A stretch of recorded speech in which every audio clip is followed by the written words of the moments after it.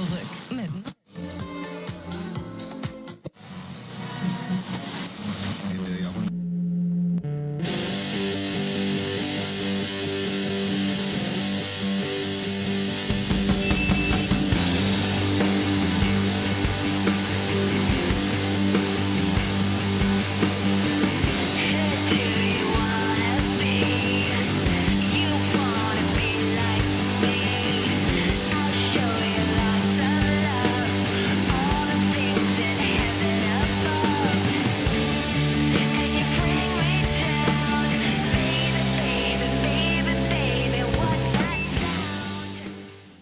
I need to make a new one because it's I put a hole in it.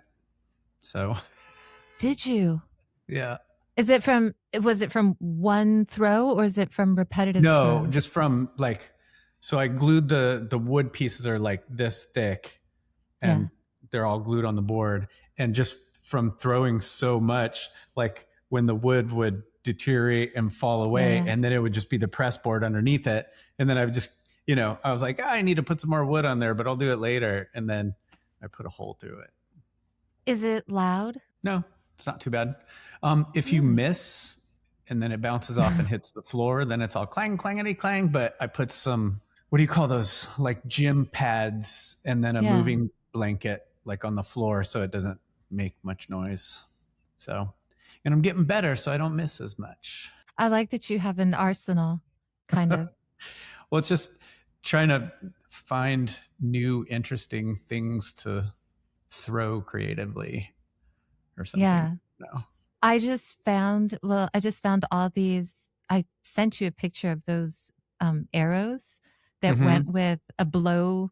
No, it was a, God, now why can't I even think of what it's called? A bow gun, but made from this indigenous tribe, right? And like I want to shoot it because it's, I don't know where I could shoot it, but like I want to shoot it. Like when I was a kid, I used to shoot it against the coconut trees, and now I feel bad that I'm older for the coconut trees. Like, I'm sorry, I was young and foolish, didn't understand the value of a tree.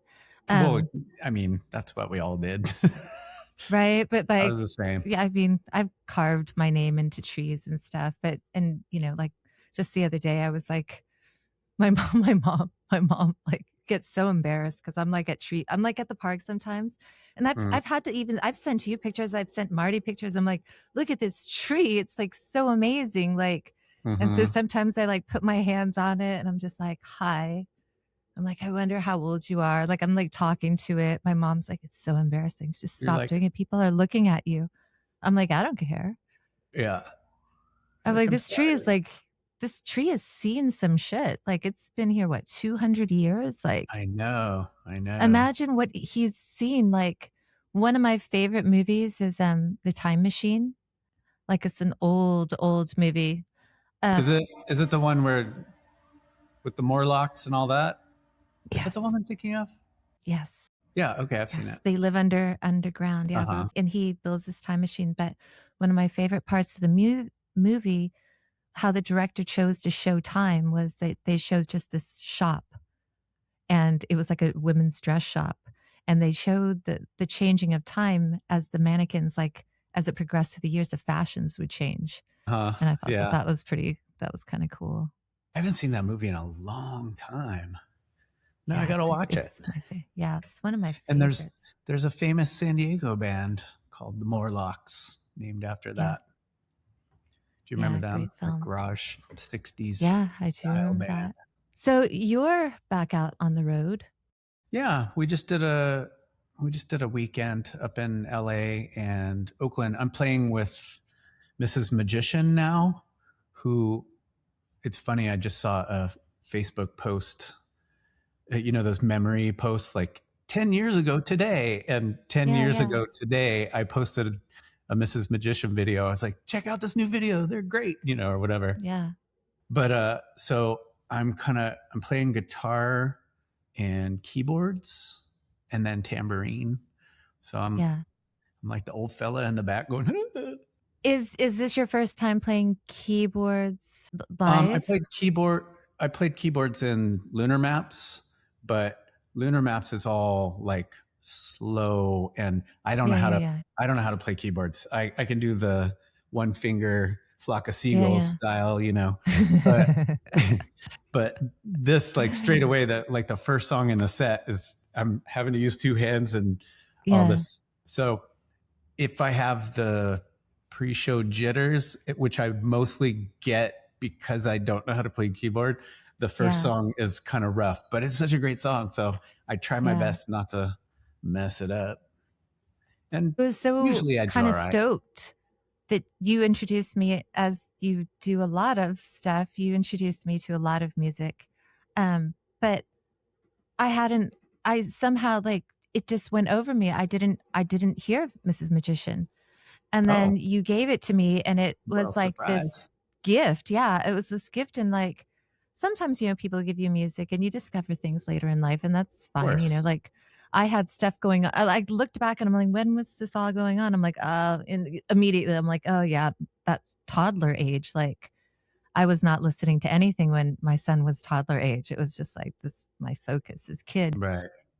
So, getting it, it was like a gift because I immediately, like, fell in love with it, and I was like, It's "Oh, so this good. is it's so good." Like, and I kind of like it when sometimes when you don't necessarily find things in the beginning, but you find things after the fact, so you can kind of get everything at once. It was the same way for me with Wet Leg. I didn't find Wet Leg on their first album. Heard one song, at the beginning of the release of their second album, and I thought at first it was a cover of a whole song because it was called Jennifer's Body, but Hmm. they were actually referencing the movie, though the Right. movie was named after the song, right? Was it? And it Okay. was the movie was named after Diablo Cody wrote it because she was a huge Hole fan, so she used that title. So there was kind of like the circular thing about it, Hmm. but loving that song, and I'm like, "Oh, this is really, really good." Then it's like, "Oh, they're releasing a new album, but I wanna hear it." So it's like I got all of a sudden, 30 songs at once, and it was so good. It's so It's like good binge sometimes to watching get music something. that way.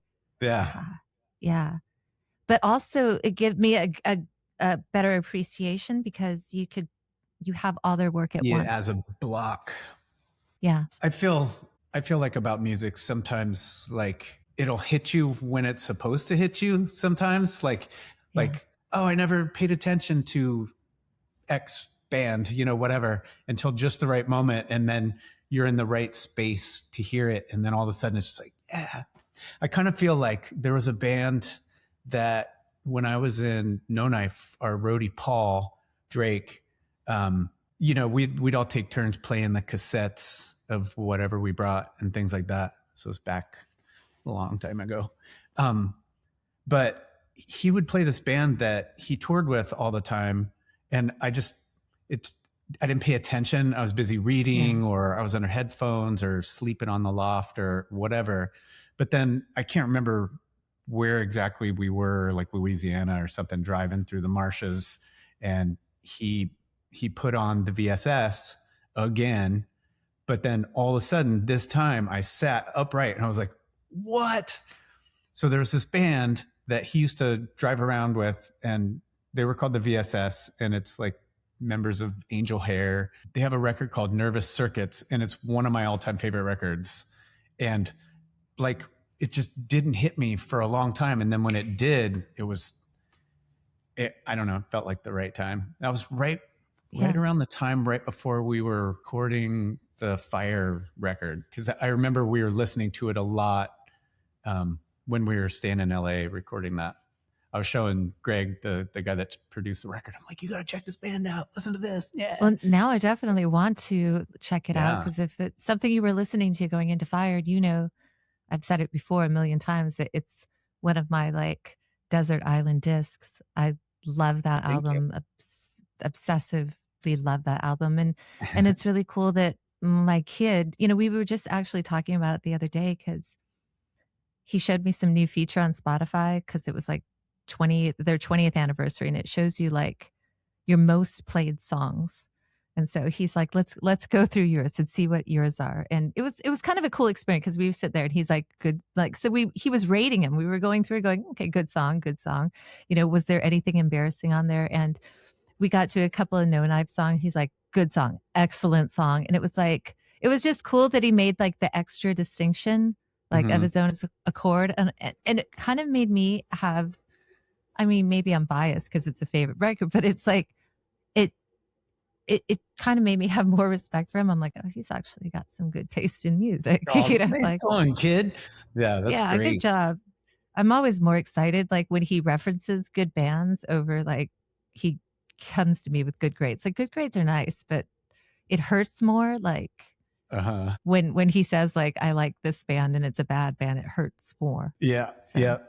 I've had that experience. Like, sometimes I check out my son's playlists just to see, like, wow, the breadth and depth of the things he's listening to, which is pretty. I mean, same thing. yeah. He's Yeah, yeah, pretty yeah. impressive. Like, and all his friends are too. I've noticed. Like, they really have just their finger on the pulse of like all this really good music and stuff. But every once in a while, like, I'll see a band that, like, in my day, it was just like, ugh. But all of whatever was in the zeitgeist at the time, it's all that is removed and it's just a song. So Yeah. and I'm sure I do that with, bands that were before my time and all that, where I can just listen to it as the song. Whereas, my Yeah, yeah. parents would be like, oh, that's terrible. And I'd be like, I Yeah. don't care what you think. I like it. Yeah, yeah. Yeah. So Yeah, that's a nice. I mean, the kids are listening to stuff without prejudice because a Mhm. lot of them don't know the stories behind it. Like, I mean, my kid was playing a song the other day. I mean, he was playing a Nickelback song and, like,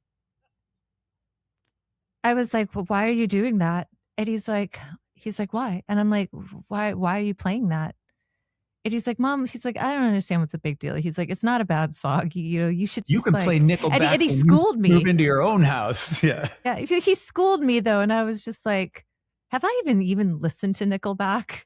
And I don't think I did. I don't think that I really did. I think it was just more the for me, sometimes it's like if I see some video where there's like fans blowing on them and they're men and they have like long hair, but there's like fans. I'm like immediately like, that's not for me. Like Mhm. if that's the video message you're trying to convey, like you're not really for me. That's not my That's kind funny. of band. What were the other ones of that time? It was like Nickelback and Creed, and Creed. there were some other ones that it was just like, oh, just turn the He radio off. listened to something soul collective soul. And I said, I liked that band. I liked well, I didn't like the band. I liked a couple of songs. And then, back in that time, you hear prejudices. And sometimes when you're young, you're like, you hear so much of it. You're like, oh, well, somebody told me, I think that all the songs were like, they were a Christian rock band. And then why, like, who cares, right? Who cares if they're a Christian? But immediately once they said that, I'm like, I don't think I like them anymore. you know, I tend to not agree that with there's that. anything wrong with that. Although I have to say, like, not Christian, but specifically Bible related lyrics, I will turn it off immediately unless it's reggae. And I'm like, it's reggae. I love old reggae. So Yeah. I can't help it. I was Yeah. kind of raised on that. When I was, do you remember, Trade Routes in Golden Hill? Huh? Yeah. I used to work at the Big Kitchen, and Trade Routes was on the next block. So every paycheck, I would go to Trade Routes and I would come through and I would buy a new reggae record. And that was a wonderful time because it was right across the street from my house too. So Yeah. I just lived a block away. So I amassed this collection of reggae records that really, like, weren't easy to find in the United States. So it Yeah. was cool. And then we had Reggae Makosa on 91X. I learned that you like reggae because I think one time on your show you put on a reggae, and at this show after yours is a reggae show. So I was like, and I remember thinking, I'm like, is he early? I'm like, the reggae show, like Mitch's show is not done because I'm just that way. I like have OCD. What is that thing called? Like Servatron or whatever. Like if you play the replays and it'll show you the list of songs. I've Yeah. noticed on a lot of the lists of songs, if it can't figure out what song it is, it'll just Yeah. put something in there. But a lot Really? of times there were reggae songs at the end of my Yeah. list because Yeah. it caught the first song of the next Ah, program or see, something. So and so yeah, I there's a remember I bunch. was like I was discerning because sometimes like for a long time I just was stupid and I just didn't get the time right. Like and finally like I set alarms to listen to your show. Thank you.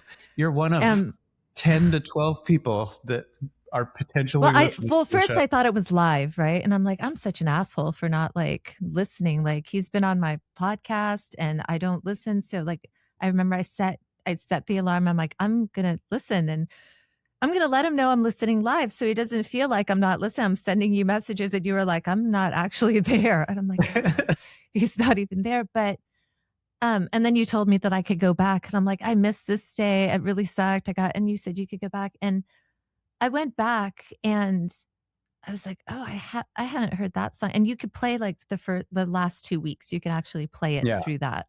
But sometimes I just play it on. I do, and I was like doing stuff around the house and stuff would come on that I'm like, I haven't heard that in a long time.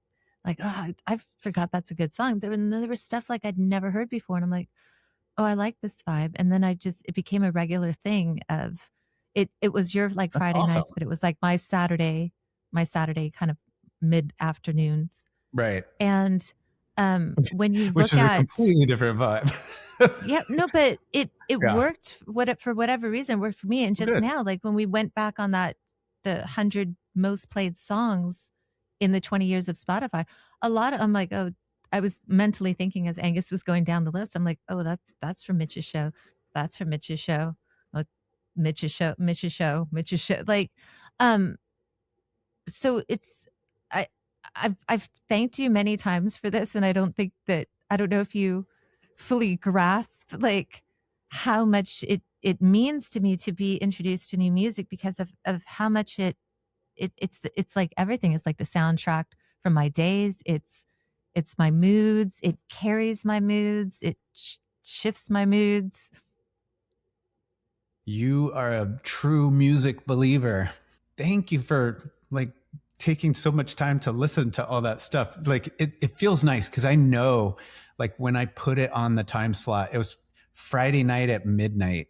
So either you're home and you're asleep or you're out like here. So and we get to see the numbers and like nobody's listening to it. It's this tiny little station that's the tower is out in Descanso, like on a mountain, Yeah, and then like sometimes it'll snow and knock it over, and then it won't be on yeah, the radio at all for yeah, several months until they can get back up there. And but I do it. I do it for the same reasons that you like put playlists together and all that. I do it just because like, ooh, I love this, but now I'm finding this and this kind of goes with that and these go together really nicely. And I had to kind of pick what kind of radio show. Do you want me to do a like post-punk radio show? Do you want me to do a reggae show? Do you want me to do a, whatever? But yeah, this is what I like to listen to. And like the moon theme really worked for what I like the best.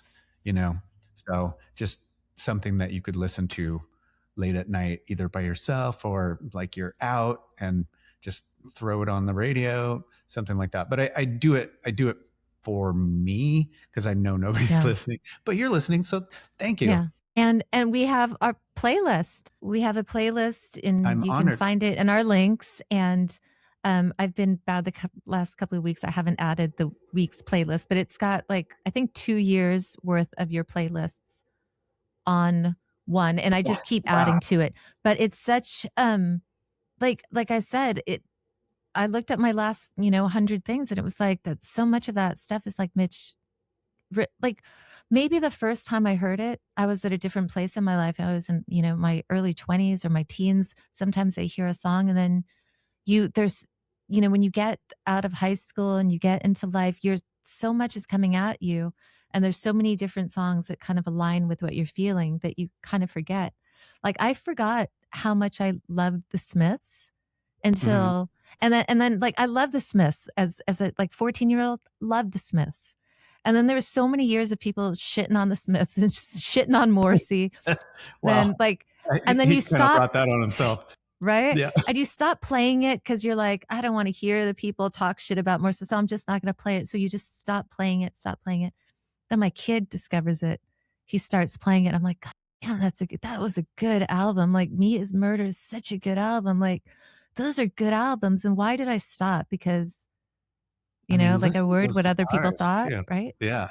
Right. So it's, so sometimes like going back and hearing stuff, it just completely hits you different. And Hmm. um, so it's like such a gift. Like it's a huge, huge gift. I think I like wrote you like a long thank you note like at New Year's because I was like, I, I can't thank you enough. Like I really can't thank somebody enough. Like for music, like it's just such a gift. Yeah, So that's thank why you. I like your whole concept of this community and stuff is people sharing music, you know, Yeah, and talking about it and nerding out, you know. I love that. So, I'm a big believer of breadcrumbs. Like yes, me too. I mean, I always think like, like I told Desmond in the start of this, I'm like, if like 20 people listen to our show, that's like a lot of people. Like 20, if there were 20 people in this room with me right now, I'd probably not feel comfortable. Same. Same. So, so like when you think of that contextually, right? Like 20 people is a lot of people. I'm like, if there's 20 people listening to me and you talk about music, I'm like, that's pretty cool. And we agreed on that from the beginning. We're like, that's fine with us. We like talking about music. And if 20 people want to listen and just the kind of the community grew, and Yeah, because it uh, turns out a whole lot of people like doing that.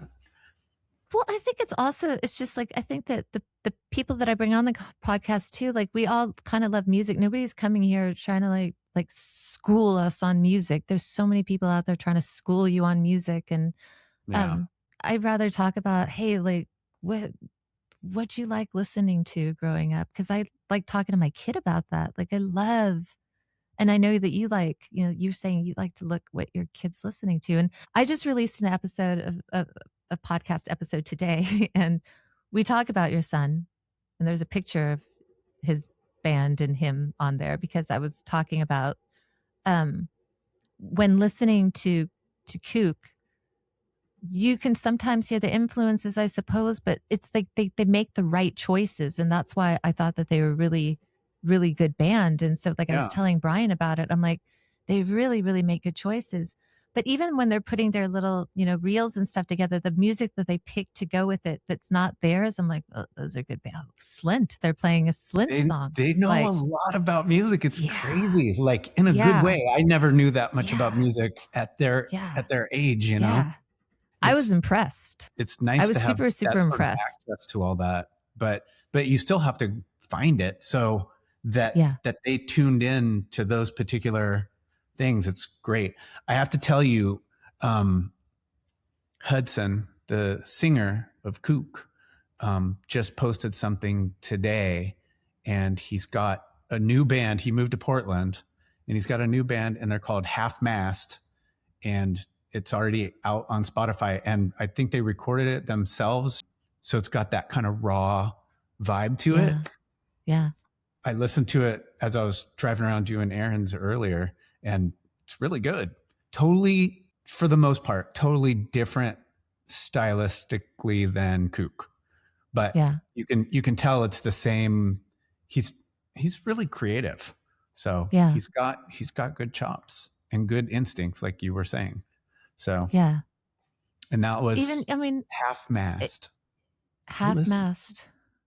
Okay, we'll go. I'll definitely go listen. I mean, it was funny. We talked about it with Brian, and I said, "Yeah, they're a good band." He's like, "I listened to them," and I was just like, well, just in like kind of rock and roll fashion, I said, they've done 2 albums, EP albums, like, I think while in high school, paid for it themselves I via know. TikTok, and I'm like, "But they've broke it up," and he's like, "Already?" And I'm like, "Yeah, but see, that's kind of like is it" and I said, "It's not dramatic." I said, "One moved away." I said, "But," I said, is it it's kinda genius, like, at first I was thinking, "Well, why don't they just, kinda stick together and, see what happens?" And I'm like, "That's actually kinda genius, though, because now they just have lore." Like, they came in, they swept in, and then they left, kinda like Slint. Mhm. Yeah, I That's was kinda just reading. cool. Did you post that about Slint? How they only did their one thing, and then now everybody is, you know, cites them as an influence and how it took off. But yeah, and like if Hudson comes down back to San Diego, they can always go play a show as Kook, Yeah, or he can come yeah. down with Half Mast and play there. And Julian is still supportive and like they're tight and They've all almost had a master class, though, in, like, they know touring, I mean, they've done it's remarkable, really, it's remarkable what they've done. yeah, yeah. Just in But because they also had to be marketers, digital marketers, I know, and they had to do it advertisers, all themselves. Yeah, and they did well, like, they amassed a huge TikTok following, and, like, enough to pay for them to go into, like even, Brian was saying, it's like they went into Big Fish, right, with Ben Moore, like, that's nothing to sneeze at, like, what they did, what your son was part of is, like, really remarkable, so it's exciting to see what's on the horizon for all yeah, of them. yeah. It's gonna be exciting. So, and it was I I interned with Ben Moore when I was learning recording and stuff like that. And thinking back on it, I was interning with him when Julian was just a toddler, maybe before he was even born, something like that. It was a long time ago. And then I've seen him around, but I haven't worked with him in any capacity since. So getting to come in and take some photos and like take him out to lunch and all hang out with him in the band was just a strange thing. But I Full guess circle. when you're a lifer in San Diego, like that's a possibility for happening. So There was some exciting news that you'd probably be excited about just because it's amongst your peers, but very exciting news. The master tapes of oh, uh-huh. Rocket from the Crypt have been Yeah. found, and Yeah. they're baking them, and like that's like it might not be big news for the rest of the world, but it's pretty big news in San Diego. Like, That's pretty great. Was that for the state of the art is on fire? I can't remember which one it was from. I just remember seeing it and going like, "Ooh, that's was that's." it Scream Dracula Scream? I I can't remember.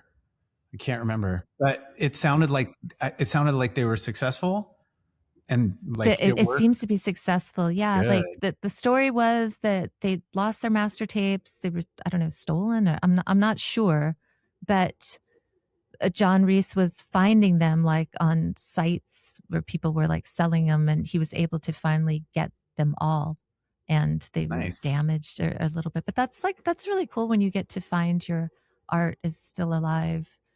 I I would be excited about that too. Like all of our masters were with Time Bomb Recordings, and then they folded and went. They sold their company to whoever, and the Yeah, masters are just gone. They don't exist as far as I know anymore. They probably were just all like, because we didn't sell a lot of records. We weren't even, so they're probably just like chuck that in the trash.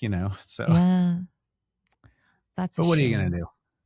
I mean, you They're could probably still the repress them off of just a CD or yeah. something, and people are gonna get mad. Oh, you can't do that, blah blah blah. But I mean, what else Yeah, could we possibly do if we yeah. don't have the master reels? So the last one we did, Riot, that was all digital. So we have that hard drive. we can repress that one, but the other one's it's gonna be tough. Did you have a preference, like, recording analog or digital? Like, some people are, like, religious, like, only analog, and It used to it's just be like that. Like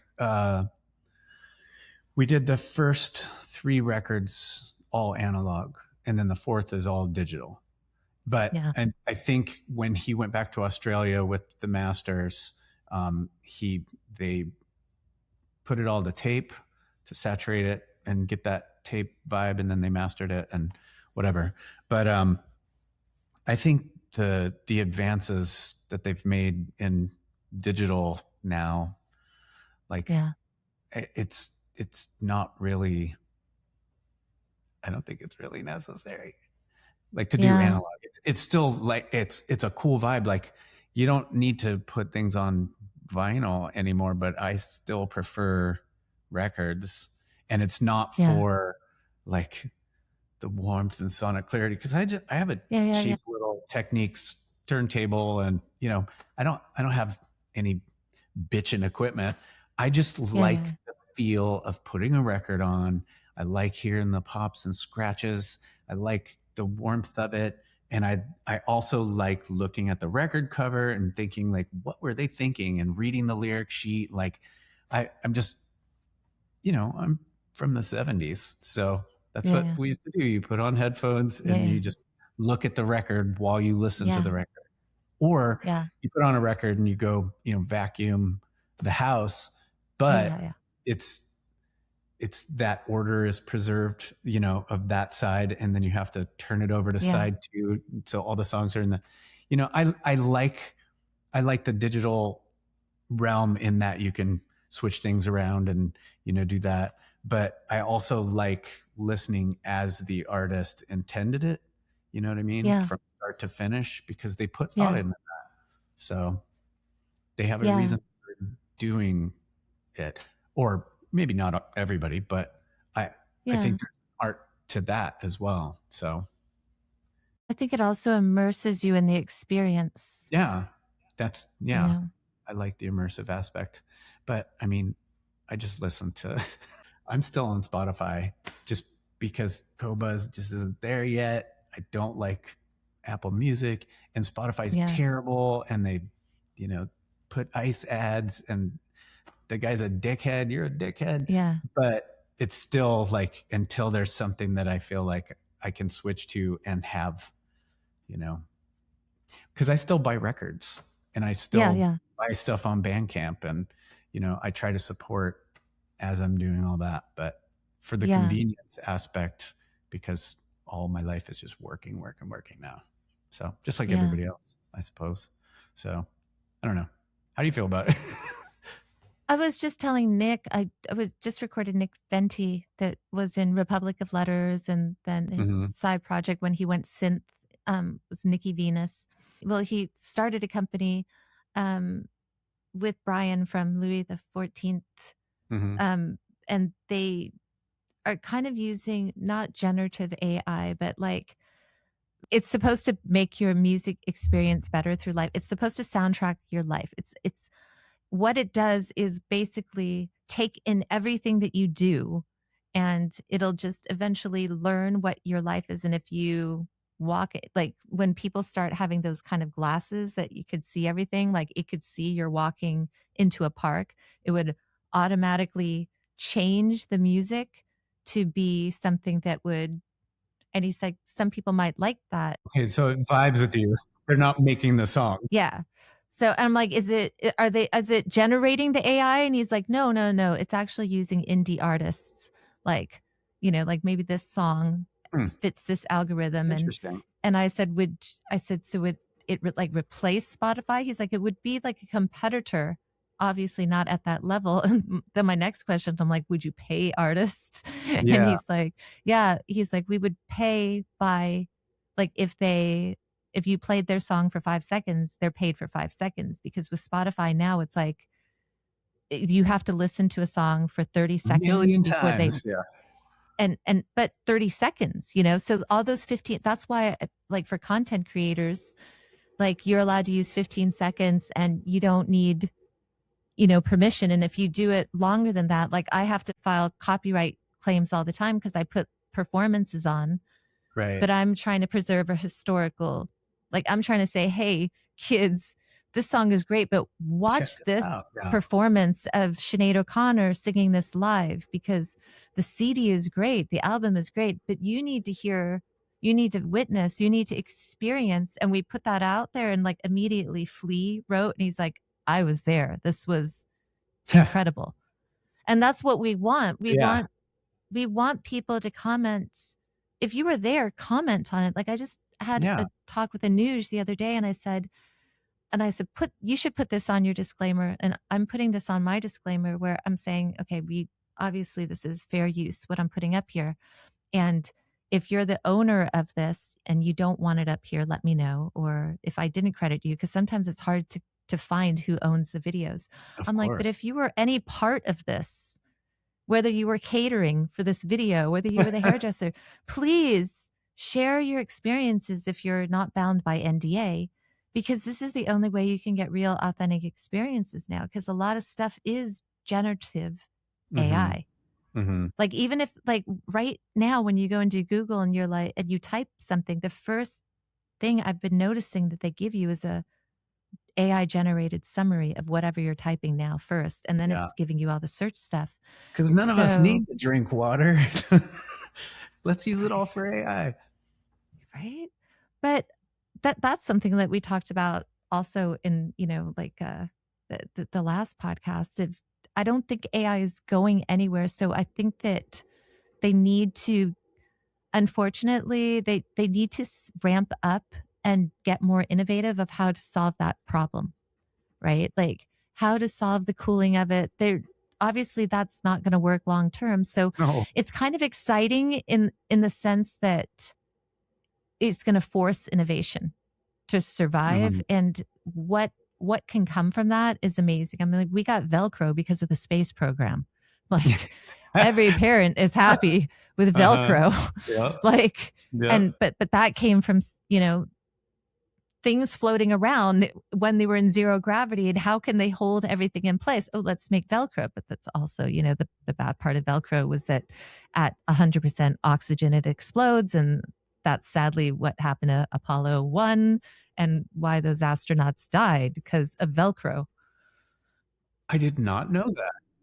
So when they tested the launch, it was just going to be on the launch. They were going to go in, shut them in, and just kind of go systems check and everything. And they pumped the oxygen up to 100%, which caused the Velcro to immediately burst into flames. And it happened so fast. I think that it was merely 15 seconds and a lot of things failed. They couldn't get the door open. And so that's why those 3 astronauts died from that. It was Velcro. So it's like, innovation brings stuff, but the lesson from it is when you're getting new things, don't rush to it, that you don't figure out all the stuff. And that's the same with AI too. Don't rush to use AI so much that you haven't set the parameters of what it's capable of, what it should be capable of. Right. Right. Because I don't think a lot of people understand it. Like some people blanket hate AI, just like they blanket hate Spotify. It's like, you can say you hate the guy that made Spotify, but you can't deny that Spotify introduces a lot of people to music, self included. Yeah. So that's, to me, I try to outweigh, it's like, I'm more likely now going to go buy your stuff, your CD, and support you because I heard you on Spotify. So you can hate them, but, and it's the same with AI. A lot of people are just so against AI. Like, there's people leaving comments on stuff we do all the time. And I'm like, first of all, because I can't keep my mouth shut. Like sometimes people leave such stupid comments. Like, most of the time I'm just like, block. Like if you're going to bring kind of that energy, like it's easy. I just block. I don't even get into anything. Block. On the internet. But sometimes people say something so stupid that I'm just like, yeah, I can't sit this one out. Like I'm going to say something. And it was, she's just going on and on about AI. And don't bother responding to me because I'm not going to read it. That's literally what she said. And I'm like, well, first of all, you're complaining on a platform that uses AI.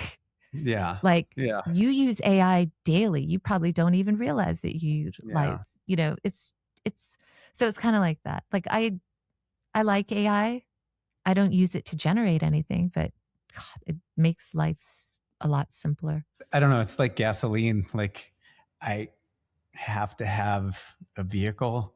In San Diego, everything's so spread out. And, I did years of like taking the bus, and to get somewhere 10 minutes away takes 4 hours. And, you know, so I don't like having to buy gasoline. Yeah, And yeah, then yeah. when I am, you try to choose the least horrible Oh, gas yeah, yeah, station, yeah. oil company, but you're still kind of, I don't know, stuck. I don't know. I don't Well, know. you make up for it I though try not to. because you work out of home. So you can kind of Yes. say, well, you don't drive as much as everybody else. See? Yeah. But Like I own a car, but I don't drive anywhere. yeah. I But try not to leave the house. I'm super grateful for that. so, so what's up? What's going on? Nothing much has been going on. It's kind of like How are the birds? the birds are good. I'm wondering how long this beak is going to take to grow on this one bird because I thought it would take maybe 3 months, but it's been like two, and I don't see it growing a lot of beak at all. And it's got such a long beak. I've got so many birds up there. I don't know what to do. Yeah. I Can like you I make one? 3D print one?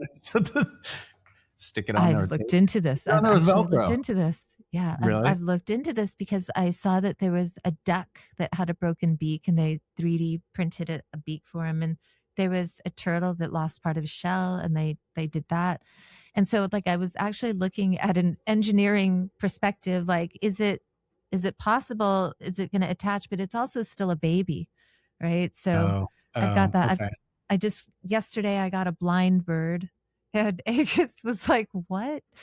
And I'm like, he came in here and he's blind. He's old and he's blind. He's got like cataracts and he can't see. And what am I supposed to do? Like, this is 3D like, print with like some everybody, dark glasses on a cane. everybody, everybody gives me such shit for it. Like everyone in my family, everybody I know, every friend, they're like, you and your damn pigeons. I'm like, Yeah, but all the animals know to come to you when they're in I distress. don't, it's not that I go looking for them. Like, I know.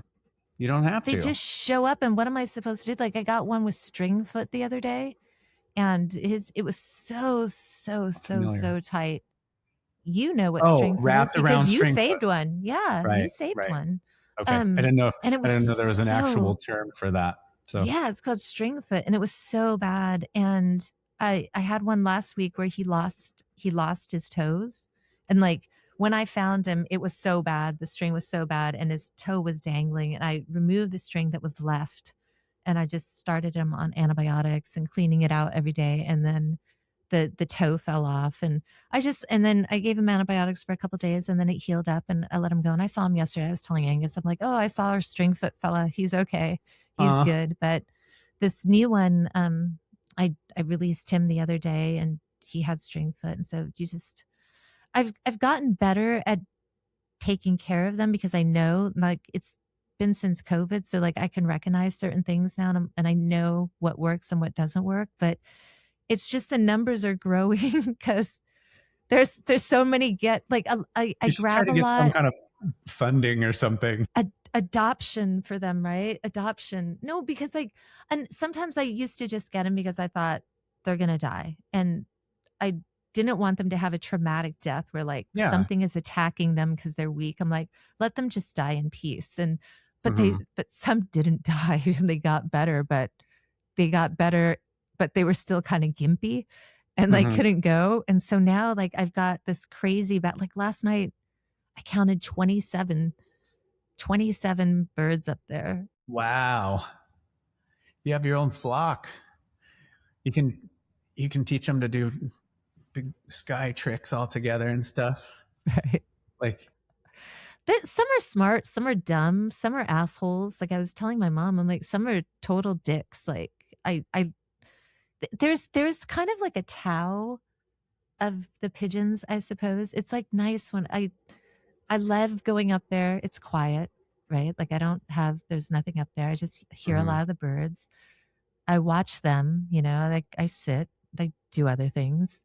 I take it all in. I watch the leaves, and it's just nice. And watching them, it's like, to me, it's kind of fascinating. Like as I get older, I'm like, well, that's still life. And it's kind of all cool. Like these creatures choose to be here. Like it's convenient. Yeah, there's food, there's water, but they feel safe here. And that's kind of like cool to me. It's like, okay, this is a different species, but they feel safe next to me. Like that's kind of special, Yeah. but yeah, like I scold them. I do scold them. Like I scold the asshole the other day because I'm like, you're being a dick. Like I threw food down and he just put out his wings, like to Mhm. cover the food. Like this is all mine, and he just was just like walking around like eating, but with the wings out. I'm like, that's dickish behavior, and I'm like, that's not cool. It's Like funny. you need to stop. I had one that was picking on Pete, the one-legged one, and, like, I had to, like, embarrass him in front of all his friends. I'm like, "Yeah, look at this guy. He likes to pick on one-legged amputees." Like, not cool. Not a Boy, tough guy. Yeah, not a tough terrible. guy. That's terrible. So what's it been like in San Diego? What's the, uh what's the vibe? What's the mood? There's been a lot of exciting stuff happening, but at the same time, everybody's just kind of doing their own thing. Like on Sunday, I was a janitor in a music video. Yeah, So just in the past couple months, I've been a zookeeper, and now I'm a janitor. And what was the other one? Oh, I was an alien that's right. for my friend Grant was shooting a video for his band. His other band is Nanobell, and they just put something out, and it's really good.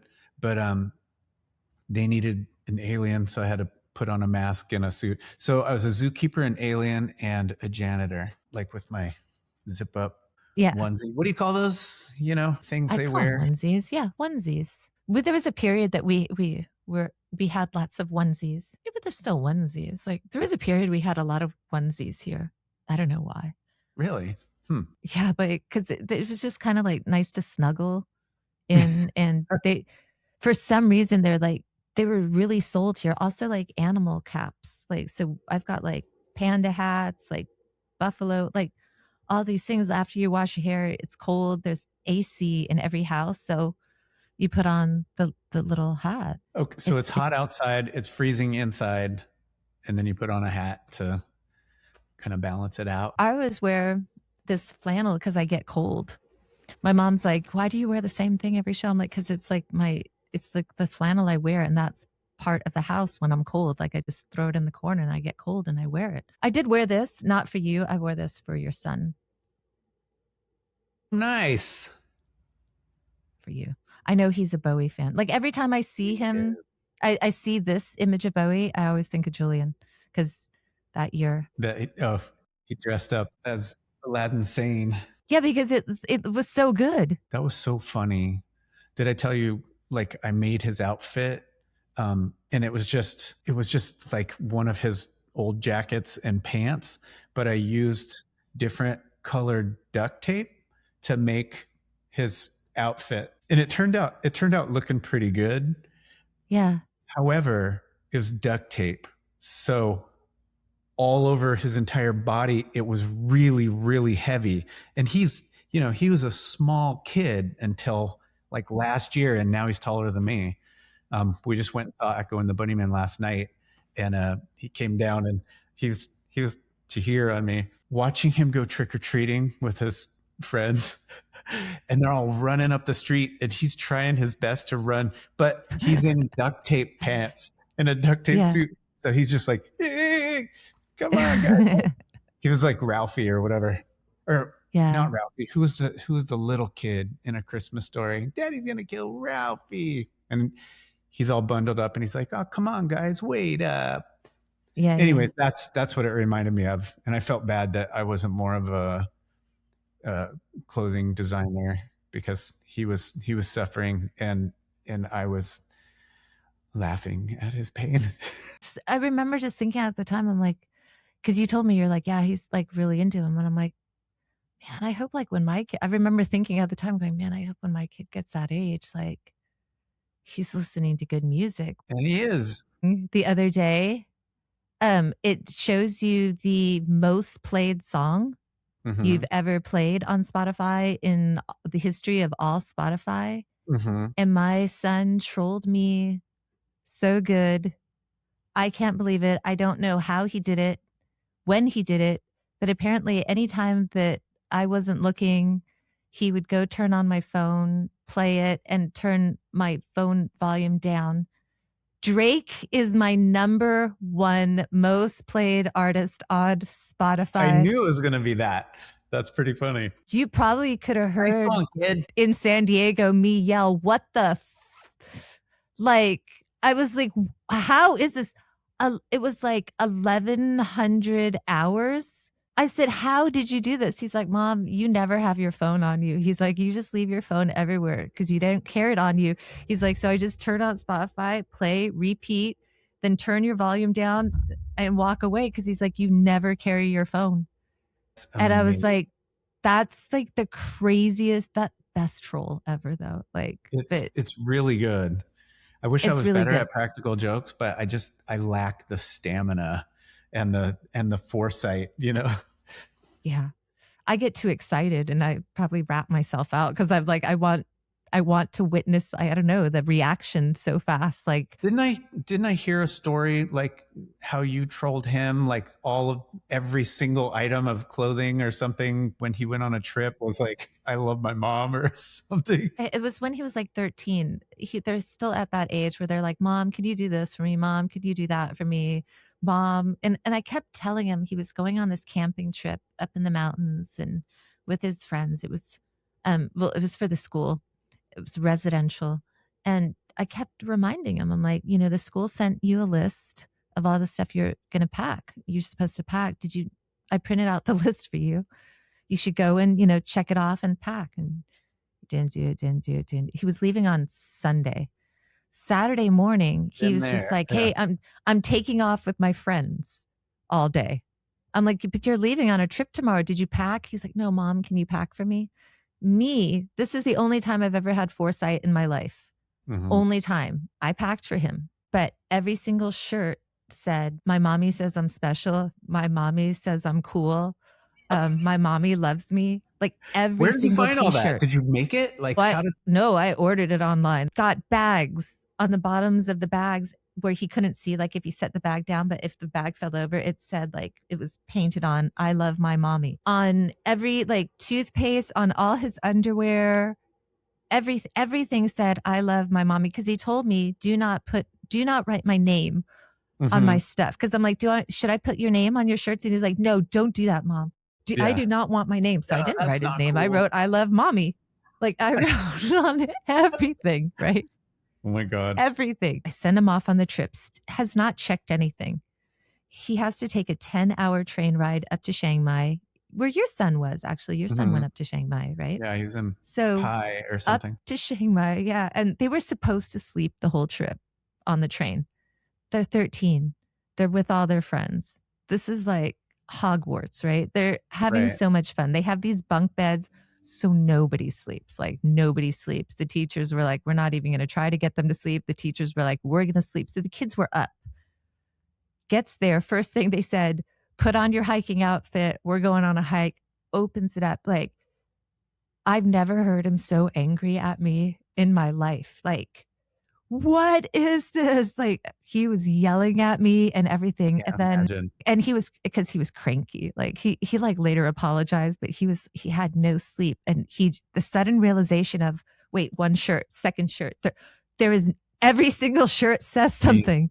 Was he teased mercilessly by his peers? No, well, no, not at all. Like, I mean, they laughed. It wasn't that big of a deal, like, but then the second time he called, and I knew he would call, I had asked Desmond, because I didn't know how to Photoshop or anything. I'm like, dude, can you make me like an airplane and have like a thing, like one of those things that like they're pulling a sign and just says, Mommy loves you, Angus. And can you make something that looks like that?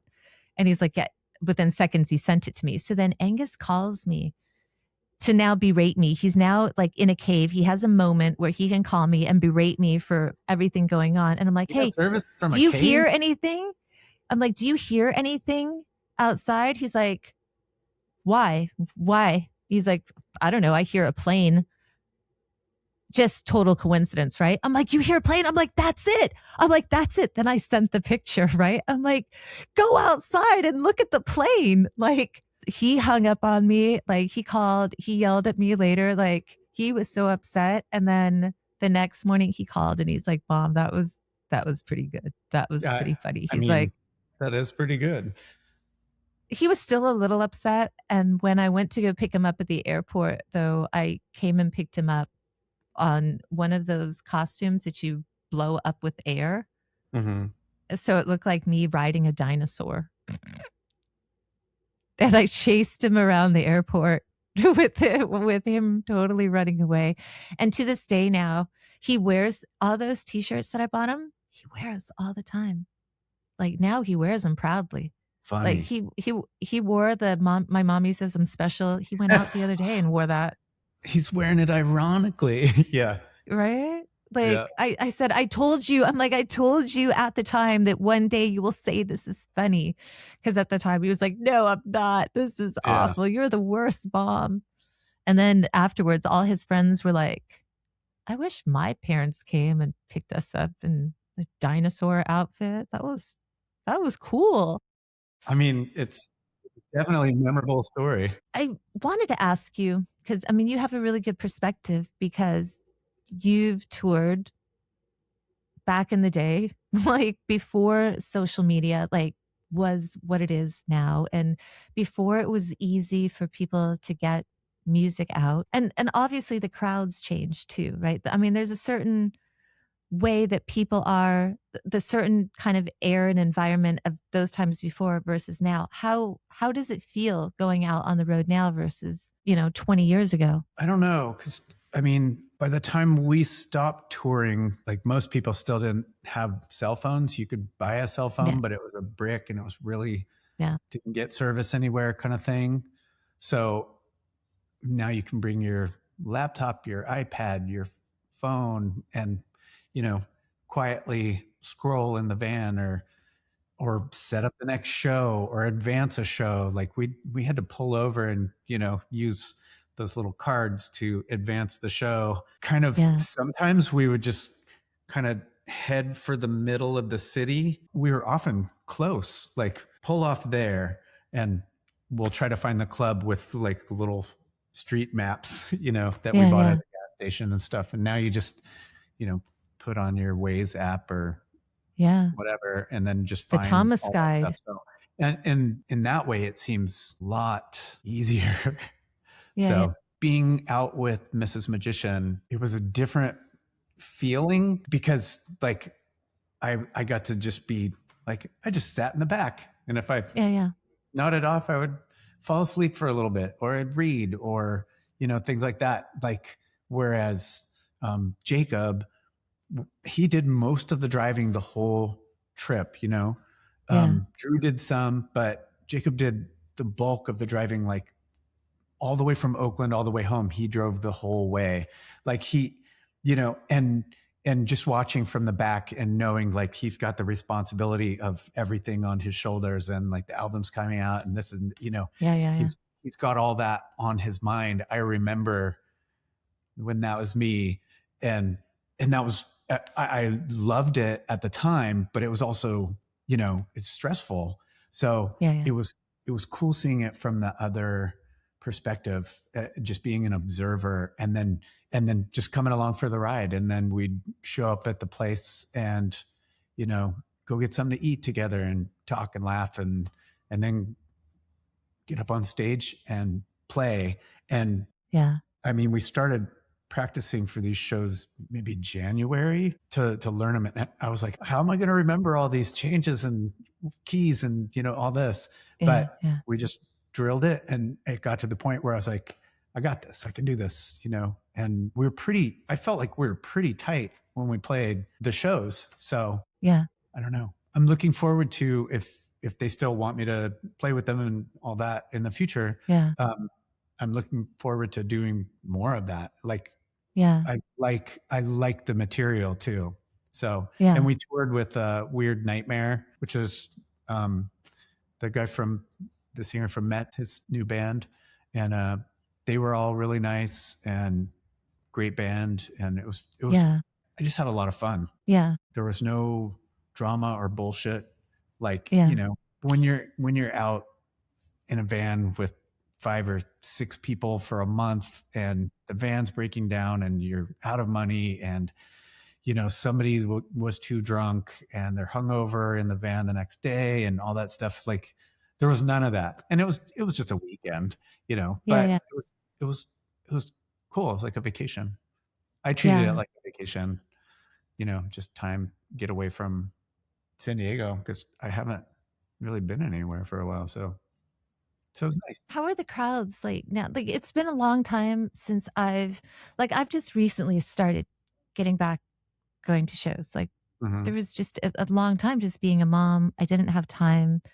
Then I was working at the school and I didn't have time. Like, I was just tired at the end of the day, you know?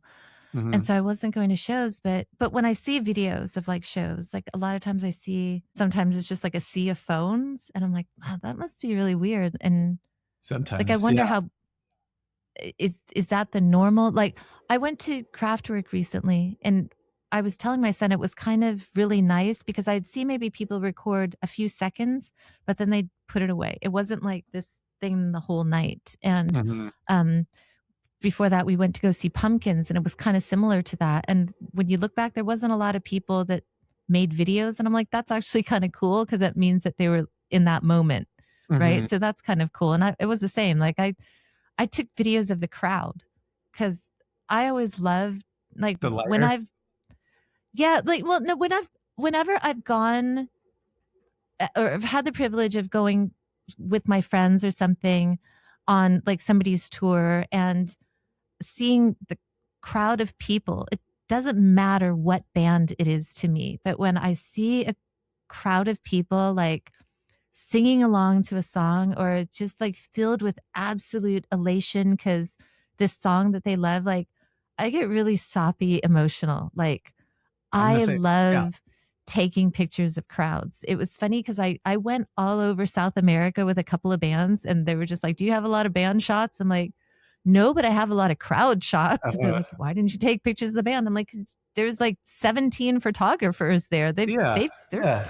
They've got Somebody tons of else them. was Like doing for that. me, but when I go back and I look at all the pictures, man, you see some people that just the smiles on their face, some people are sobbing, some people are Hysterical. making out, but it's Yeah. really cool. Like I love to see people get moved by music. And I think that that's why I wanted to do the podcast, just breadcrumbs. I'm going to cough. Yeah. I'm gonna cough too. That loud thing you can hear. Can you hear me again? Did I turn it back on? No, you're on. Maybe. Yeah, I can Okay. hear you. Is a squirrel. He's Oh, I can't I hear kept that. thinking he was gonna okay, because it's really loud. Like I One have of the noise canceling, problems. but I don't know if it works. One of the problems, like I'm not wearing headphones. Um, the ceilings in the new apartment are really high, and there's no sound treatment. I Yeah. want to put some sound treatment in here, but everything is so echoey. It's really Yeah. funny. Is it nice for listening to jazz though? It is, but on a low volume. Like if you listen Yeah. to it loud, it just it bounces around so much that it's. Can you hear that? The Yeah, yeah. siren? Okay. Yeah, yeah. It bounces around so much, but like listening to it on a low volume is really nice and pleasant. And Yeah. all the temperature of all the lights in here are like 3000 K or something. So it's Yeah. all kind of warm and then quiet. But if I'm sitting on this couch watching this TV, like I can't hear it unless I turn it up, and then it's just like so. Have you ever thought about getting there's like LED light bulbs that you can get for like bucket lighting and can lighting that are dimmers too, and you can change the colors and this Yeah, place no, looks like a disco at night. does it?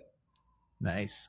we're into LED at this house. So like at nighttime, my mom like sometimes comes to see me and Usually. Angus at night. She's like, "What the hell is this Well, place?" Like, I have like flashlights for that.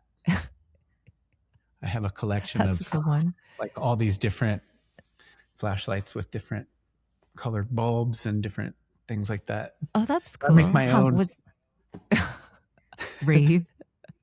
Yeah. Yeah.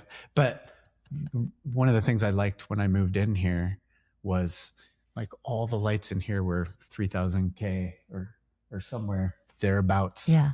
It gives it a different vibe, but then my bathroom is all 6500K. So it's just like you can see every pore, that kind of stuff. Yeah. But the whole rest of the house, it's just all kind of warm lighting. And that's not my usual vibe, but it works for this particular place for some reason. What's your usual vibe? I don't know, just mostly dark. Yeah. I like everything Like dark, I Yeah. like Yeah. the tiny bit of lighting, and I don't like overhead lights so much. I like it to feel nighttime at nighttime. And it really, I have extra lights up so that my face isn't just a shadow. Yeah. But it's, I don't know. I like it. I like the vibe. But going back to what you were saying about like the crowd stuff, that's something I did notice about Mrs. Magician.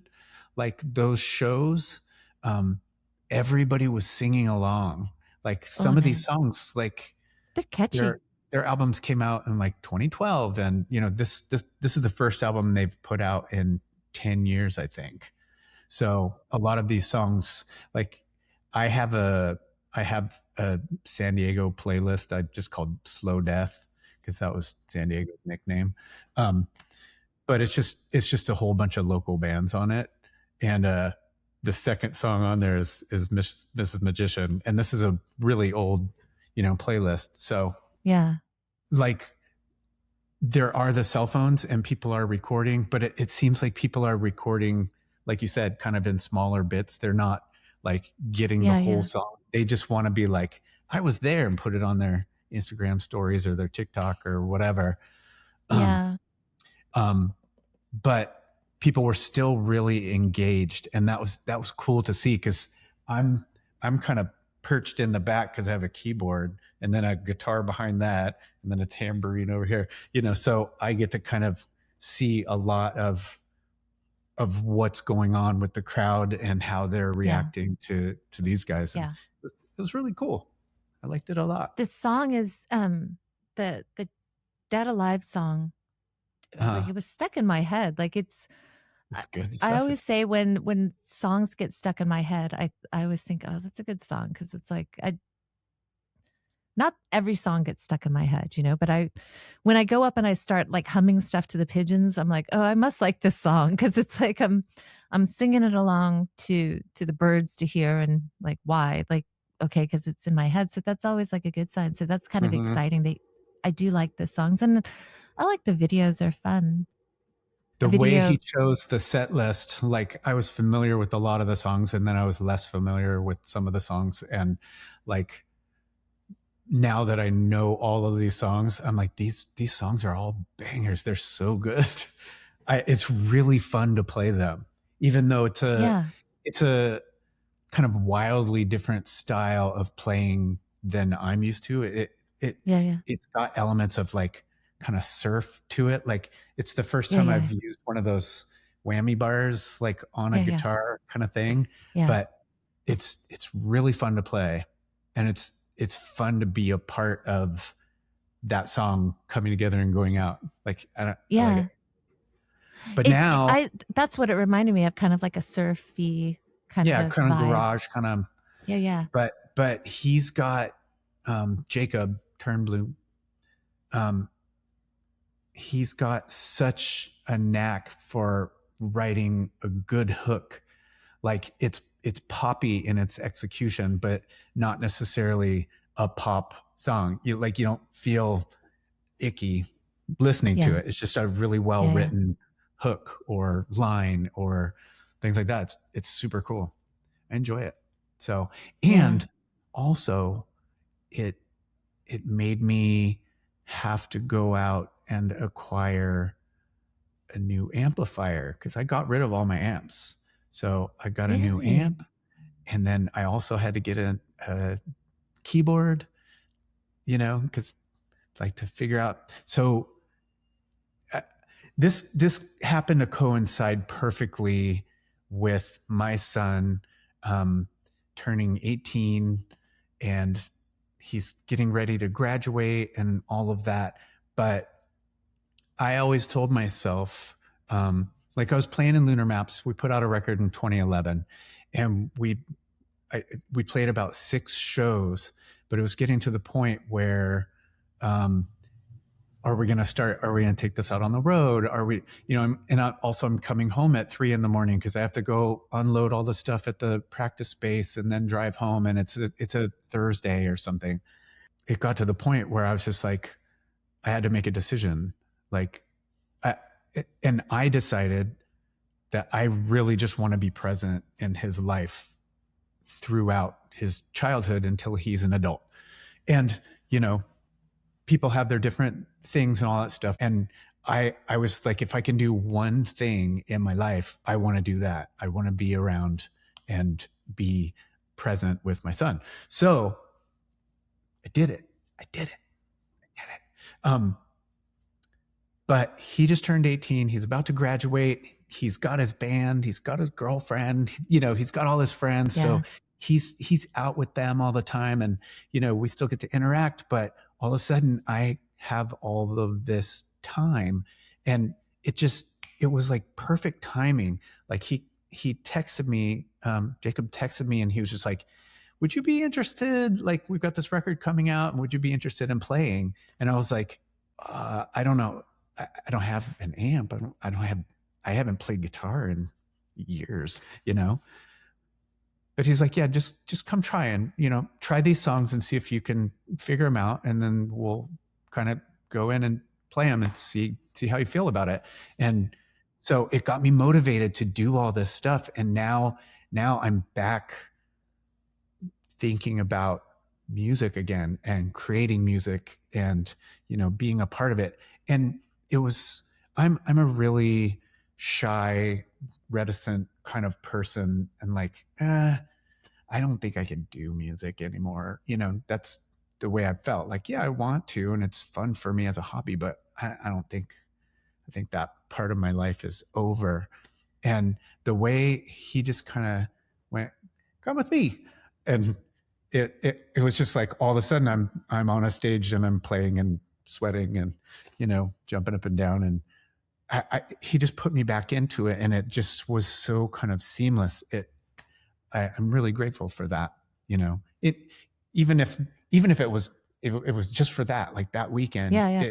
it put a spark back in me. Like, oh, and the little keyboard I got, it has really good sounds, and it makes me want to like make more stuff.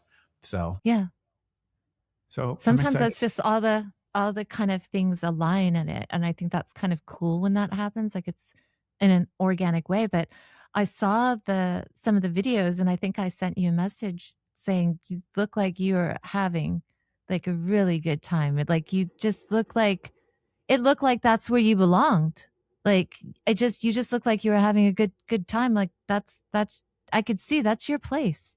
I know people still play music and all that other stuff, but just especially like we play a tambourine during There's No God. Like, I make a bunch of noise at the beginning, so I'm down on the floor with my pedals going like, Yeah. whatever, Yeah. trying to replicate what they originally did, Tommy and, whoever was making that noise originally. So I'm trying to Yeah. replicate that. And then as soon as the song starts, I got to hit these buttons and then pop up and start playing the tambourine. And it's a ridiculous feeling, Yeah. but in a joyous way. It's ridiculous, and I had a good time. And like, I watch it back and I'm like, oh, but whatever. It was fun. So How did you meet Jacob? How do you know Jacob? I don't even remember. Like, it was so long ago, but I assume it had something to do with, he was playing in a band called Bless Her Grave, which I think the singer went on to form Softkill. Jacob was playing with them, and I think he just messaged me one time. I think it was during like the era of lunar maps, and he was like, "Hey, if you ever want to do some stuff," or he's like, "I can play the drums, I can play keyboards, I sing. So if you need any people for lunar maps or something like that." Meanwhile, That's cool. he's off doing his own thing, you know, and he was I can't remember the name of the band. I feel terrible, but he was in a band with Ken Andrews from Failure. Starts with an F.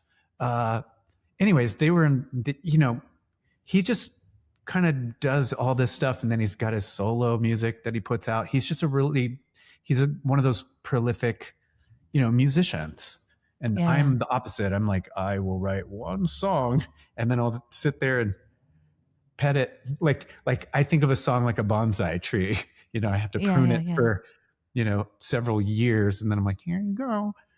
Yeah. Whereas he's just like, bang, bang, bang, bang. Look at this. Bang, bang, bang, bang. Check this out. You know, which I wish I could do that. So good. Anyways, so he wrote to me and he was like, hey, let me know if you need anything. And I was like, okay, cool. Thanks. You know, we already had 6 people in the band at the time, but, but just then, subsequently, like, you know, I'd see him at a bar or something like that, and he was hanging out with my friend McCank. Shout out to McCank. Photographer. Everything, artists, everything. Yeah. He's a Renaissance man. So I'd see them out and I'd be like, hey, but we didn't really talk that much. But then, like, I heard the Mrs. Magician stuff and I was like, this is great. And I think we started talking a little bit more because we had agreed for McCank's 40th birthday. We had the idea that he and I were going to do a cover of Easy Lover, Phil Collins and Philip Bailey. And I think we got Carrie from Hexa to play the keyboard parts. And then I tracked a guitar. We were going to ask Zach from Jimmy Eat World to play drums on it because he's a huge Phil Collins fan. But we never even got that far. All we got was my guitar and Carrie's keyboard, because when it got to the point of who's going to sing which part, and I found out that I can't hit any of those notes anymore. Like, I can't get that high. And he could do Philip Bailey or he could do Phil Collins, but I can't do either of them. So we just kind of abandoned the project. You know, just through the years we'd talk, and I sometimes I play one of his songs on my radio show, stuff like that. So his now wife, who sings the alligator, Tiffany, we were out one time, a bunch of us, and she was talking about she had met this guy named Jacob, and she was like, you know, should I date him? And I was like, I don't know him well, but here's what I do know about him, and he seems like a swell fellow.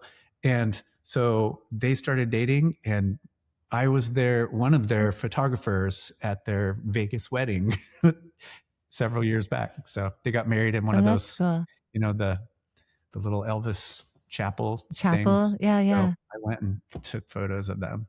So, and then he asked me to come play tambourine. That's really cool. Yeah, I think it seemed quite perfect. Like, just seeing you there, like it was nice to see you up there. Like I said, you look like you're having a blast. I really had so much fun. So hopefully we'll be doing more of that. Jordan, the bass player, lives in Pennsylvania somewhere, and he's also in Plosives and the Frights, so he's constantly on the move. And I know sometimes it might be a modular situation where he'll plug in somebody else to play bass for these shows, and then but like Jordan's kind of the bass player. Because I was gonna say, isn't Explosives on tour now too? I think he just got back from, he just went out with the Frights, so I don't know if Plosives are on tour. No, I don't think they are, because John is baking the 2-inch. But or they're going to go on tour. I think they maybe just released a tour. And I was like, oh, it's so exciting. Like a lot of exciting times right now. I don't know how well I would do touring extensively anymore. I could do like 5 days at a time, but then I'd be like, you know, I just want to be at home or playing tennis, or something. Yeah. I put on like our podcast. I'm like, people like, if this band comes to your town, you should go see them.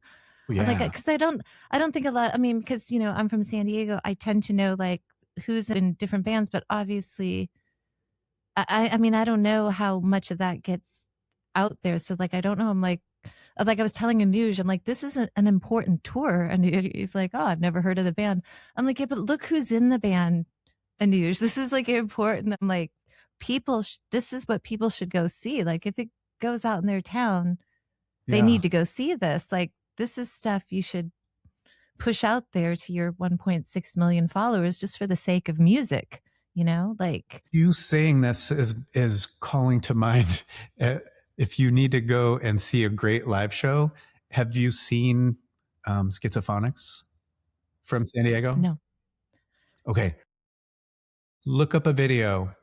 Go on YouTube. Look up Schizophonics, and they're starting to tour worldwide. So there's a good chance they could end up in your town. But I mean, they put on a great show. Kind of, I want to say kind of MC5, like just he's doing the splits, he's doing backflips, he's like rolling around and she's playing the drums. And then, Sarah's playing the bass and everybody's just like, but he is just a nonstop like ball of energy. So, but anyways, that's another band from San Diego that is making their way through the world that are definitely like that was one of the bands that I had to bring Julian to see. Like, you have to see this. One band I've been listening to a lot lately, because it just reminds me of the punk and clubs I used to go to 30 years ago, is Witchface.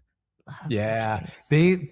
They got put Witchface. one of the bands, the Signs, had to cancel for some reason when we played in San Diego. So we were playing, it was Permissive Rot and the Signs, but then the Signs had to drop off the bill. So Witchface got to be on the I bill. saw that. So Yeah. I got to play with Witchface. It was cool. Like I got Mia's one person to all go to their that energy, show. but Mia's energy is just like she goes for it. And then their song lyrics are so rad. I love I told her, I sent her a note the other day. I'm like, I can't stop listening to this. I'm like, it's so good. Like She's got that voice. Tell her that. She doesn't believe me. She's like, no, no. And I'm like, no, you really do. Like, if I didn't know you, I'd still be like, man, her voice is great. It's perfect for that. So that is why I put her on the CD sampler that me and Anuj did. nice. We put Mrs. Magician Thanks, on there. you. We put Lunar Thanks, Maps on Anuj. there.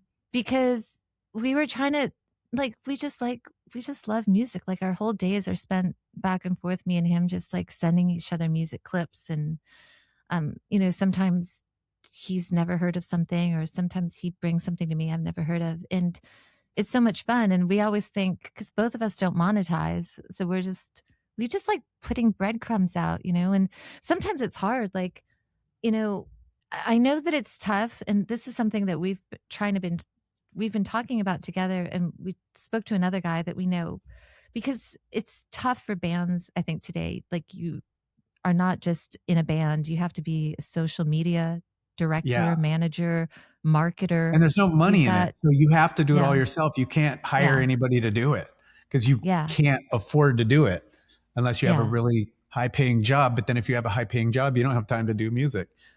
Right? It's difficult, which is why I gave a lot of cred to Kook, because they did really well. Mm-hmm. Yeah.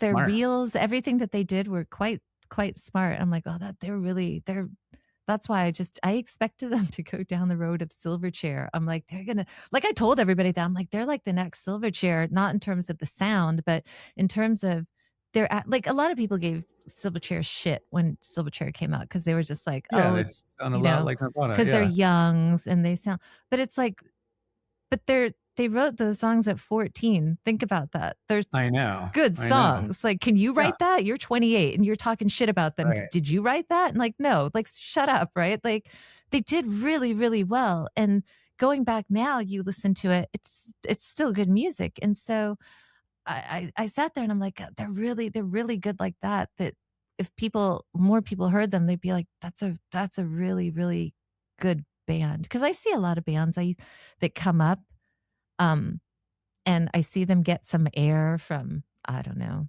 different outlets, and I'm like, "That's a terrible band." I'm like, "They look all good, and they've got a shiny video, but, like, Spin, why are you posting this band? That's a terrible band," you know? It's tough these days because there's a lot of good stuff that I don't think gets discovered, so it's like, I talk to a newsroom, Yeah. like, "Well, how do we get bands that might not get it?" But then the problem was, somebody else said the problem was that it's difficult because people don't have time. They don't have time to go to the regular jobs and market their band and Yeah. stuff like that. So it's it is difficult. So It's I've a tried to do my terrible part. it's a terrible state for musicians.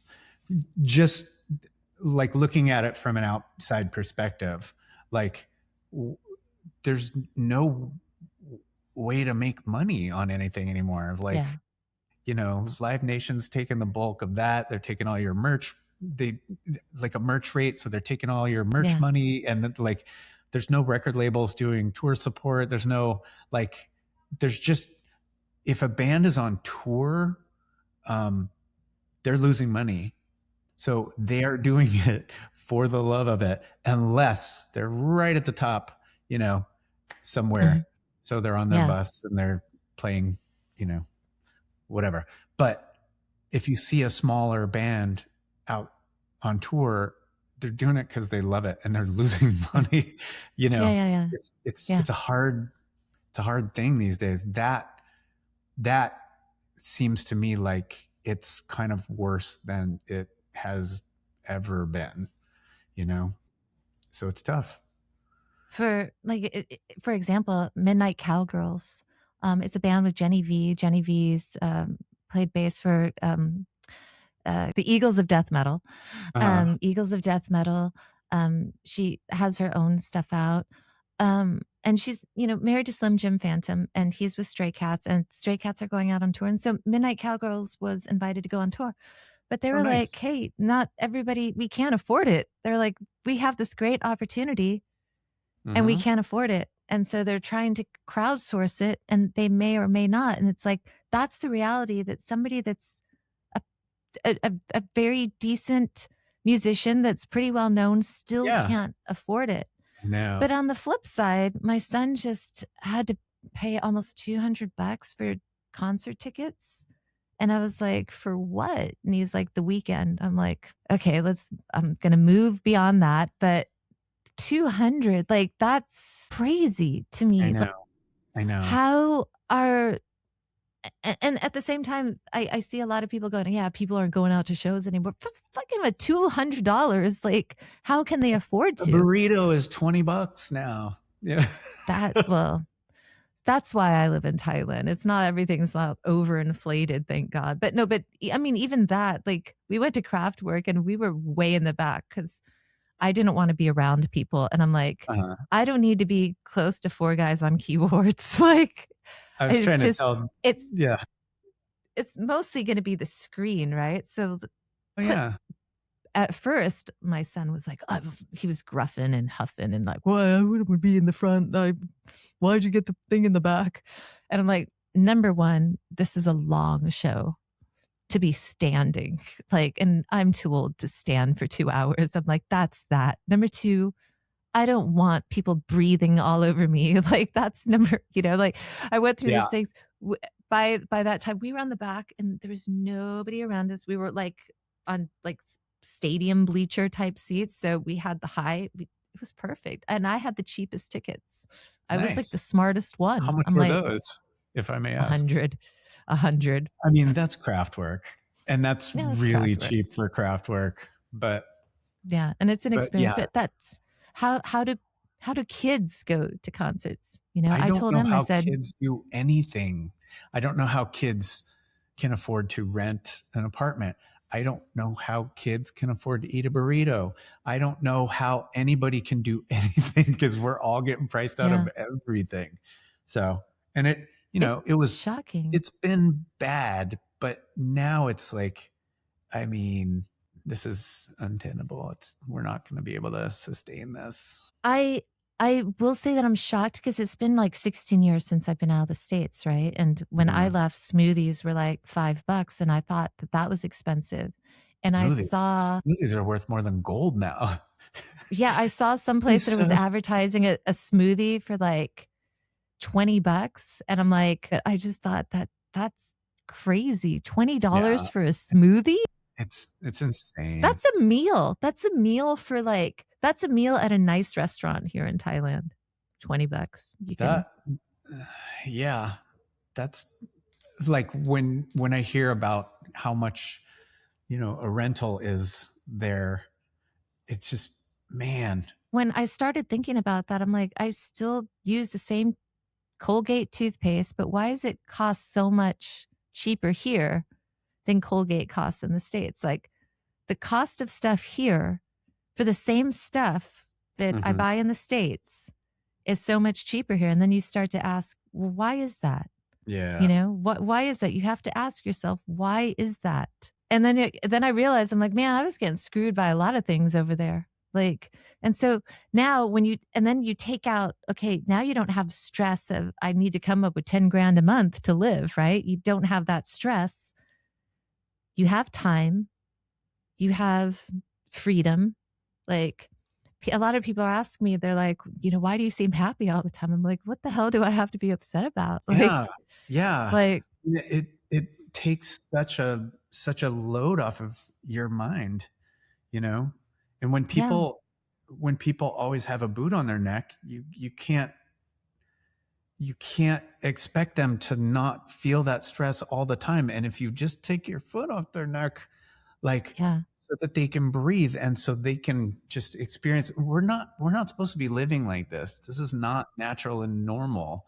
And yeah, you know, there's there are many people who were born into it and that's been their entire life. And and then other people point at them and go like, they're difficult. Well, you've had your boot on their neck their whole entire yeah, life. Take your boot off yeah. their neck. Anyways, yeah, it's coming to a head here. It's getting to the point, and I think everybody probably worldwide can see that it's reaching it's going to reach some kind of Failed flashpoint. state. Yeah. That's So me being cynical. we're screwed. Golly. I think that's why it's so nice to be so far from that. Like Yeah. Yeah. that, like I don't watch the news. I don't listen to the news. Like maybe that's ignorance or maybe that's protecting my peace. Because if I Hmm. can't do anything about it, I can't do anything about it. Yeah. It's So hard I to try ride to that just, line where you can yeah. protect your peace, but you also have to remain vigilant, like at least here. Do you think a lot of good art's going to come out of it though? Like Yeah, oh, sometimes like when absolutely. we go through Absolutely. tough times in life, it seems like we get like think of all the music that came in the Well, you 60s. remember the Reagan era, that was a Yeah. great time for art and music. And then before Yeah. before that too, I don't remember the 60s because I wasn't there yet. Yeah, But yeah. I do remember the Reagan era, and I remember how much amazing stuff that still resonates today came out of that. And then, there's always going to be something like this, but in our country right now, like yes, there's going to be some amazing stuff to come out of it if we're looking for silver linings, because Yeah. this is a very troubled time in this country. Yeah. So Yeah. I mean, I guess that's the only silver lining that you could think of, that hopefully there's a time for art. Like Dan Dasher, mhm. one of my favorite people. Like I think he's one of everybody's favorite people, just to, Yeah, as my dad would say, he's good a swell people. fellow. Yeah. But he's, often said that, when there's like this type of energy that this is the most important time to make art. It's like, yeah, yeah, I totally agree that it's very important. What is that Anais Nin quote? She said, like, the time came when the risk to remain tight in a bud was greater than the time to blossom. I'm Yeah. mutilating it, but yes, for sure. Yeah. And Yeah. also, why can't I find Iradio's "I Am the Horn" anywhere online? I want to hear that. What was the label that they were on? Sometimes it's just that it's if the label put it up. Yeah. And I was a budding engineer, so like maybe they're like, eh. From what I've learned, like, because AM Vibe, we Mhm. use it for our Yeah. podcast, but their stuff is not like on a lot of stuff. And Mhm. I've asked Lisa about it a million times, and she's like, I've sent something to Planting Seeds. So I think it has to do with, are the labels up to speed with Right. Or are everything they too? even trying? Yeah. A miniature finally got, I think they got 2 of their records up on Yeah. the music, and that's exciting. I guess coming back to what we were talking about before, like, um, seeing kids that are doing the exciting stuff. I I like being able to kind of see through my son's eyes and his friends' eyes at what is on the horizon. And like, Yeah. Yeah. kids are just, you know, they're bulletproof and they're kicking ass, and they're just like, yes, we got problems, but we're going to make this cool stuff, you know? And some Yeah. of it is protest, some of it is just weird. He told me that he's going to walk, um, for his graduation, he's going to walk to a Residents song, and like, they're all into Captain Beefheart, and they're just into it's just it's a time for Wow. that again. So Wow. I have faith. The kids are in fact all right. It's so cool. I know that you've made some playlists. So, and I've talked to you. I always love sharing playlists, and I love if people, like, if one person finds a playlist, like, that's, Yeah, I'm stoked, right? So you're going to share some playlists with me later so we can put them up. Yes. absolutely. Yeah. And I maybe you can trouble asking Julian. I think it'd be really cool if he has some time, if he wants to throw a playlist of songs that he likes. I've asked my son to do the same thing because I said, I think it's really interesting. Like, I started a new series with him of, because I keep sneaking to his room and looking what he's Uh-huh. collecting, Uh-huh. because he's starting to have his analog collection. And I think I Uh, told you this, like, my whole entire CD collection was like lost. Like, somebody yeah, lost it. And it that's was terrible. heartbreaking, heartbreaking. But it's been nice to go like in there, and I'm like, I see some old friends, and I'm like, New Orders Republic. I'm like, oh, I just Mhm. like held it for a second, like just in CD form. I'm like, I remember where I was when I bought this album. Like, I remember sitting, hearing it for the first time. Like, the opening of Regret is like, I love that. Like, that synth, love it. Like, I got goosebumps, and I'm like, oh, you know what? I'm just gonna, and I asked him, I'm like, is it okay if I come in and record some stuff that you're collecting? Because I think it's interesting that you're collecting this like, you're collecting analog. He's got cassettes and stuff. And he's like, Uh-huh. yeah, it's cool. Just don't show my shit. I'm like, what shit? Like, so he gave me parameters of like what I was allowed to show and what I was not allowed to show. He's like, you could And show don't give me a hard time this about much. Drake. Yeah. Yeah, like this much quarter. Like, Drake dropped 3 albums in a row, like 3 albums the other day. He just dropped 3 albums, and that child, like, Anuj called me and he's like, Drake dropped 3 albums. I'm like, I know. Angus called crying, and then I started crying. He's like, why was everybody crying? And I'm like, Angus was crying because he was happy. I was crying because I was sad. I'm like, So funny. Your Drake rivalry. he can't be a Canadian hardcore gangsta guy. Like, I just don't buy it. I don't know what their beef was about, but it sounds like you and your son have a rivalry to rival their beef. But regarding Drake. I sat there and I sent to Anuj. I'm like, look at what this child has done to me. He's like made my #1 most streamed Spotify artist ever is Drake. I sent that to Anuj to show him, and he's like, that kid, he's my favorite kid. He's like, that's my favorite kid. I mean, I posted that, and suddenly I was on a Drake algorithm, and I just kept getting Drake the whole damn day. Some white guy breaks it down. He's like, let's go through all the different songs on the first album released that Drake has dissed, like who's he's dissing. And it was like one person after the other. And it was just like, he had 13 diss tracks of 13 different people. I'm like, see, you know, after I watched everything, I'm like, no, my opinion of Drake has not changed. Like, no. You're too negative. who has that many enemies, right? Right. I have a question for you. What's the latest video you're directing? Anybody soon? Don't have anybody soon, which is I just moved into this place that would be so good. Like I could move all this furniture and like there's a big enough space to do weird light stuff or weird, you know, band playing or anything like that. But I have been so focused on music now that like I'm kind of haven't done. Now I'm just doing little weird cameos in other people's videos, dressed as a variety of things.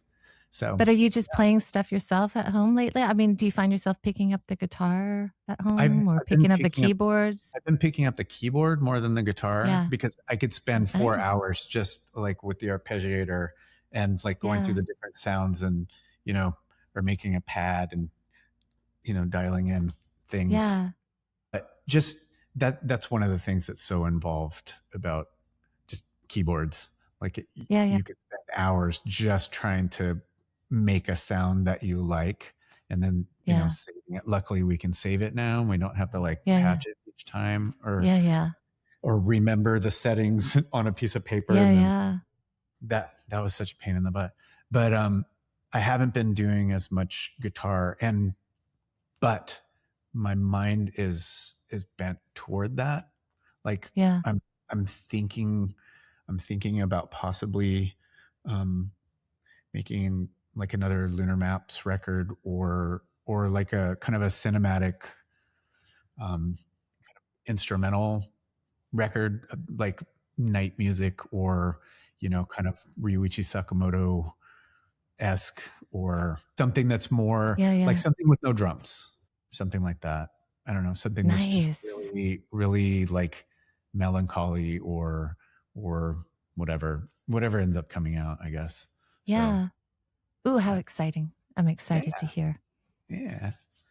Thank you. Cool. I'm also going to be having, on top of the playlist that we already have, I'm going to be doing features every now and then to bring people your playlist, but on a carousel slide so they can be introduced to some of these songs. Like it was really cool. Like the other day, somebody had the Blue Nile and they made this video and they're like, this song is so good, you know, Downtown Lights. And like, and people forgot about it. And I'm like, yeah, I totally forgot about it too. And like Mitch reminded me, it is a good song. And maybe people need to hear stuff that way. Like they just need to rediscover. And I like when people find stuff. So I have some playlists that I could like share with you. I made 3 several years ago, and I don't know if I made them for my kid. I can't remember why I made them, but it's called Primer 1, Primer 2, Primer 3. And one is like, you know, proto-punk and like the things that kind of led into punk and then as it branched out to become post-punk and things like that. So think, I don't know, Wire and Iggy Pop and, you know, not Stooges, but post-Stooges, like, and Gang of Four and, you know, things like that. And then there's another one that's all like synth stuff, like 80s synth primer for predominantly like new romantic music. And then I think Primer 3 is all like goth stuff. I was raised by a gaggle of goth girls, you know, so it's all kind of the classics, like just the real basic, like not dive in too deep, but just a primer for people who are just kind of dipping a toe in, kind of thing. I could like put you on those or something. But also I'll make you some just for Sayonara Cupcake too, if you want. I can I, I can make you Yeah. 100,000 playlists. You want me?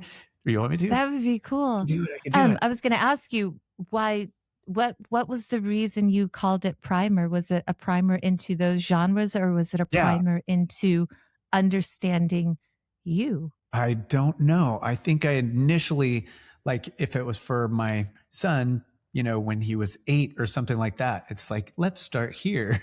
So I think that's why I called it that. I really don't remember. They're pretty old playlists, if I'm not mistaken. So, but yeah, kind of primer into me too. Like if you squish them all together, they're like, here you go.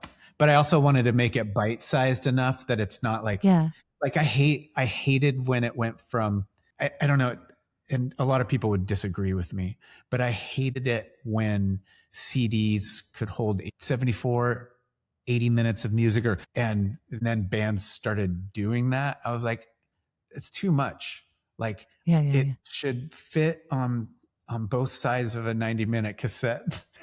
Any more than that, and like it loses me. Like we always try to keep it between like 35 and 40 minutes or something. I don't know. So that's kind of what these are too. They're designed to be bite sized. And I noticed when you and Anuj were talking about your playlist and stuff like that, you were doing like 20 songs. Exactly. Like I did 19 songs that came out to almost exactly an hour.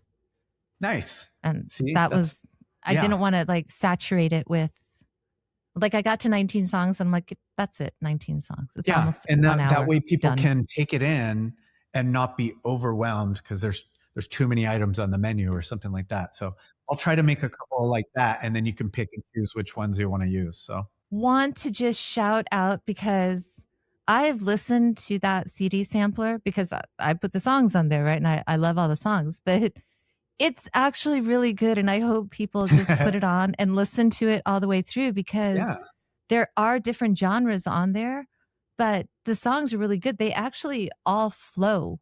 Like I've listened to it at least 6 times all the way through. That's 6 hours, which I'm just doing something. And I'm the one that put it out, but I'm like, I like these songs and I like hearing them together, and they're all good songs and they flow well. And it's like, and that was what it was about for the CD sampler. Like that there were different genres, but they flowed well together. And it's like, I worked hard, and I'm like, even if it's just me that appreciates that CD sampler, I'm pretty stoked. But I saw that some people have been saving it. I'm like, oh, that's cool. Like there's 6 saves. I'm like, hey, that's 6 people. Like, I don't care. Yeah. Like that's 6 people that I'm like, I want to, there's something on there they want to listen to again. Radio show. You're just like, there's some kid that's going to hear that and pick up an instrument and try to do it themselves, you know? It's awesome. Yeah. That's why we do it. That's why I'm always happy to have you on. Thank you. Yeah. Thank you for having me again. Number 2.